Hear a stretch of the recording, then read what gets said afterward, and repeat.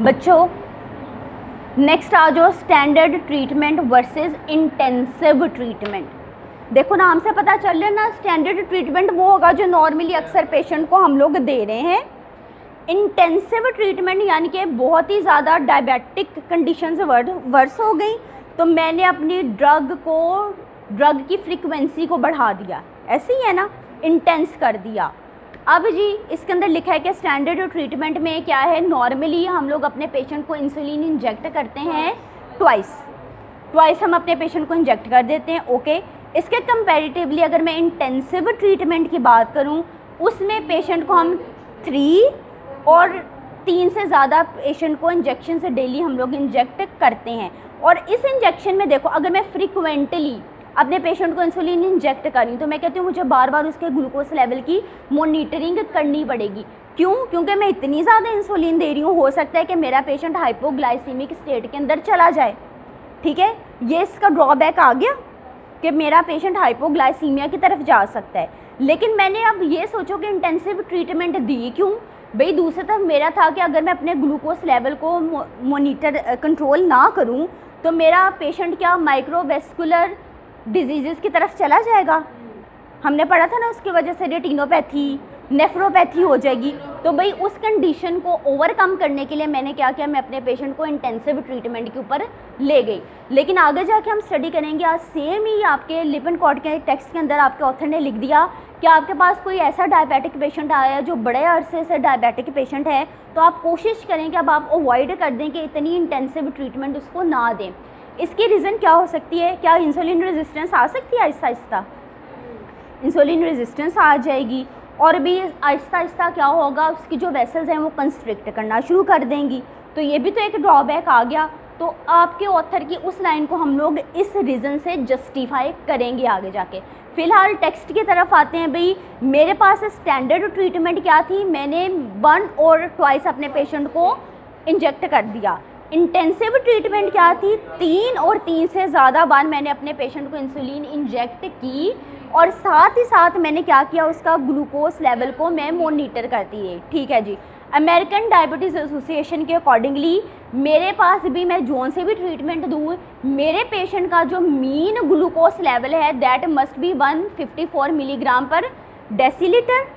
Otherwise या दूसरे units में अगर मैं ग्लाइकोसाइलेटेड हीमोग्लोबिन देखूँ that must be less than और इक्वल टू 7%। क्लियर?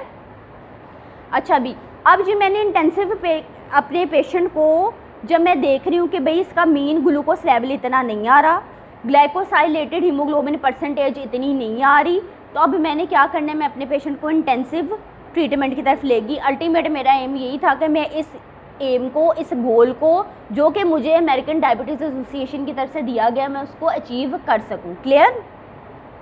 अच्छा जी, लेकिन फ्रीक्वेंट आगे ऑथर ने लिखा है frequency of hypoglycemic episode seizure is higher with the intensive treatment. अभी मैंने थोड़ी देर पहले डिस्कस किया ना, मैं इंटेंसिव ट्रीटमेंट दे रही हूँ, मैं बार बार अपने पेशेंट का ग्लूकोज लेवल मॉनिटर कर रही हूँ क्योंकि मेरा पेशेंट हाइपोग्लाइसीमिक स्टेट में जा सकता है। इसके अलावा मेरे patient is also susceptible for the coma and the seizures. Okay, अब जी मेरे पास जी एक जस्टिफिकेशन क्या है कि मैं क्यों अपने पेशेंट को इंटेंसिव ट्रीटमेंट के ऊपर लेकर आ गई, क्योंकि इससे मेरे पास there are reduce chances of the microvascular complications. Microvascular complication से मेरा पेशेंट कौन कौन सी डिजीज़ से सफ़र कर सकता था? रेटिनोपैथी, न्यूरोपैथी, नेफ्रोपैथी भी थी ना। गुड।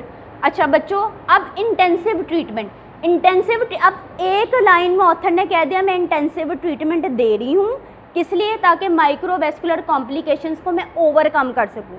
अब दूसरी तरफ लेकिन उसने आगे जाके लिख दिया intensive therapy should not be recommended for patient with long acting diabetes, long lasting diabetes, significant microvascular complication, advanced age and those with hypoglycemic awareness। देखो पहले उसने कहा दें ताकि माइक्रोवेस्कुलर कॉम्प्लिकेशंस ना हो, दूसरी तरफ उसने कहा अगर इसकी सिग्निफिकेंट माइक्रोवेस्कुलर कॉम्प्लिकेशंस हैं तो फिर आप इंटेंसिव ट्रीटमेंट के ऊपर ना आ जाएं। इसकी रीज़न हम लोगों ने थोड़ी देर पहले डिस्कस की थी, भाई क्या थी कि हो सकता है जी इंसुलिन रेजिस्टेंस आ जाए, वैसे जो कि डायबिटीज़ में वैसे भी आ जाती है, ठीक है। अच्छा, इंसुलिन क्या करेगी भाई, इधर वैसोकंस्ट्रिक्शन करवा देगी, वेस्कुलर प्रोलिफरेशन भी करवा सकती है, ठीक है, क्लियर बच्चों। नेक्स्ट फिगर के ऊपर आओ, लिपिनकॉट की फिगर है, खोल लिया सबने फिगर।